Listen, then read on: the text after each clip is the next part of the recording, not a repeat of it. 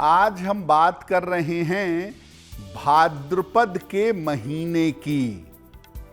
देखिए, भाद्र का अर्थ है कल्याण देने वाला और भाद्रपद का अर्थ है भद्र परिणाम यानी शुभ परिणाम देने वाले व्रतों का महीना। भाद्रपद महीने की पूर्णिमा तिथि को पूर्वा भाद्रपद या उत्तरा भाद्रपद नक्षत्र आता है और इसलिए इसका नाम है भाद्रपद। ये महीना लोगों को व्रत, उपवास, नियम और निष्ठा का पालन करवाता है। अपनी गलतियों को याद करके उनका प्रायश्चित करने के लिए ये सर्वोत्तम महीना है। मन को शुद्ध करने के लिए और मन में पवित्र भाव भरने में ये महीना बहुत कारगर है। ये महीना आपके मन, आपकी सोच को पवित्र बना सकता है, अच्छा कर सकता है। इसी महीने में गणेश चतुर्थी का बड़ा पर्व या गणेश महोत्सव मनाया जाता है। भगवान कृष्ण का जन्मोत्सव और कलंक चतुर्थी भी इसी महीने में आती है। पर्व त्योहार देखिए हर महीने में कोई ना कोई होता ही है, लेकिन भाद्रपद इसलिए इंपॉर्टेंट है क्योंकि इस महीने में साधना पूजा करके, उपासना करके आप अपने पापों का प्रायश्चित कर सकते हैं। इस बार भाद्रपद का महीना 10 अगस्त से 7 सितंबर तक रहेगा और इस दौरान आपको भाद्रपद महीने के नियमों का पालन करना चाहिए। भारतीय हिंदू पंचांग के जितने भी महीने होते हैं उनको बड़ी सावधानी से फ्रेम किया गया है और हर महीने के नियम और सावधानियां हैं। भाद्रपद के महीने के नियम सावधानियां क्या हैं? भाद्रपद महीने में कच्ची चीजें खाने से, कच्ची सब्जियां, कच्चे फल, सलाद खाने से परहेज करें।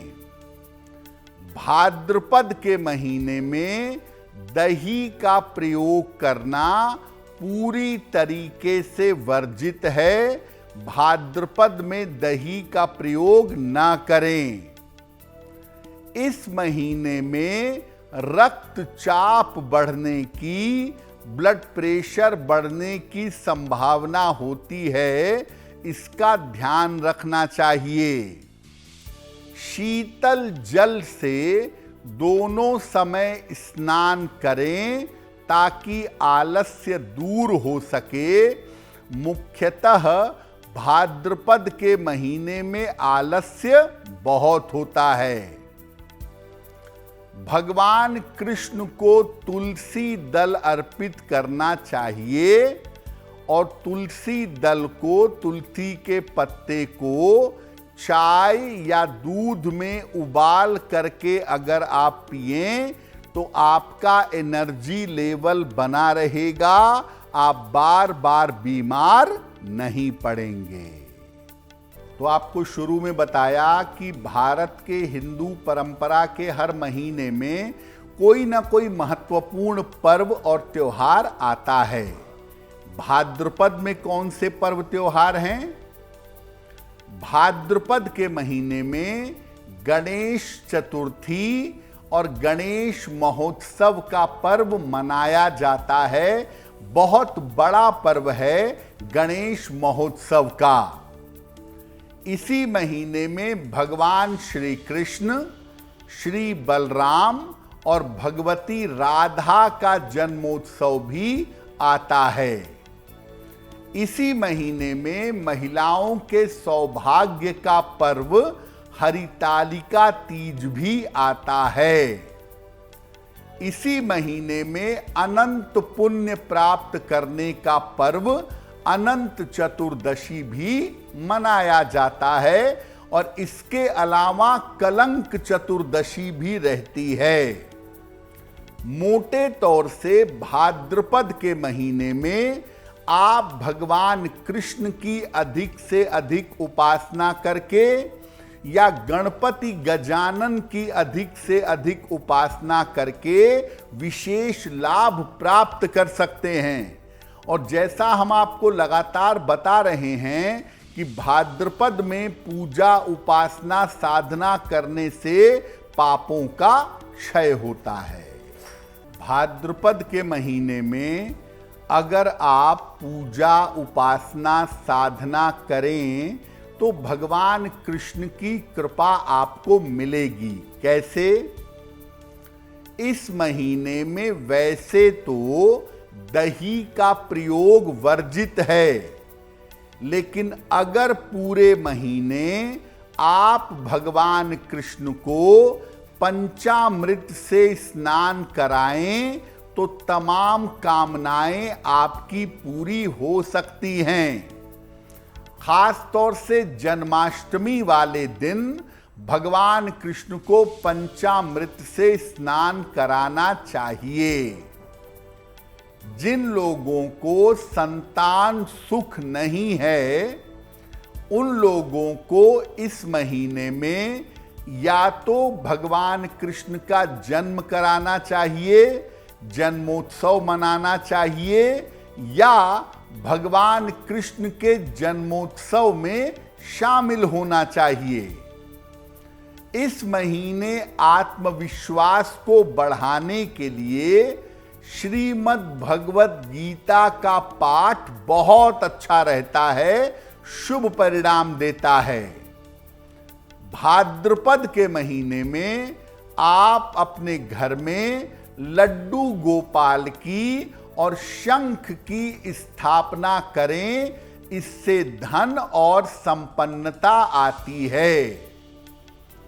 एक बड़ी रोचक बात आपको बताएं कि जो शिशु कृष्ण हैं, उनका हाथ आगे की तरफ रहता है तो हम कहते हैं उनके हाथ में लड्डू है, वो लड्डू गोपाल है। दरअसल वो लड्डू गोपाल नहीं है, वो नवनीत कृष्ण हैं। उनके हाथ में माखन का गोला होता है। एक्चुअली वो नवनीत कृष्ण हैं। उतने छोटे बच्चे का लड्डू से ज़्यादा कोई संबंध नहीं होता, इसीलिए लड्डू गोपाल की तुलना में नवनीत कृष्ण की उपमा देना ज़्यादा बेहतर है। गणपति महोत्सव भी भाद्रपद के महीने में मनाया जाता है, तो भगवान गणेश के आशीर्वाद के लिए इस महीने में क्या करें? विद्या, बुद्धि और ज्ञान के लिए भाद्रपद महीने में श्री गणेश की उपासना करिएगा। पीले रंग के भगवान गणेश की स्थापना करें। रोज सुबह उनको दूर्वा यानी दूब घास और मोदक इसका भोग लगाएं। पूरे महीने सात्विक रहें। अगर आप भाद्रपद में भगवान गणेश की निरंतर पूजा करेंगे तो हर तरीके की आपकी बाधा का नाश होगा। हर तरीके की बाधा, चाहे करियर की हो, चाहे सफलता की हो, किसी भी तरह की बाधा हो, वो दूर होगी। देखिए, अगर आप भगवान कृष्ण के लिए कोई स्तुति या पाठ करना चाहते हैं तो शुरुआत में ही बताया, गोपाल सहस्त्र नाम का पाठ करना बहुत अच्छा होगा अगर भाद्रपद में करना चाहें। साथ में अगर आप भगवत गीता का पाठ करें तो इसका कोई बराबरी ही नहीं है, बहुत ही बढ़िया है। श्रीमद् भागवत, जिसमें भगवान कृष्ण की लीलाएं हैं, या उसका खिल भाग हरिवंश पुराण, उसका पाठ भी निश्चित रूप से किया जा सकता है। तो हरिवंश पुराण का, श्रीमद् भागवत का, भगवत गीता का, गोपाल सहस्त्रनाम का पाठ आप इस महीने में कर सकते हैं। भगवान गणेश के लिए गणपति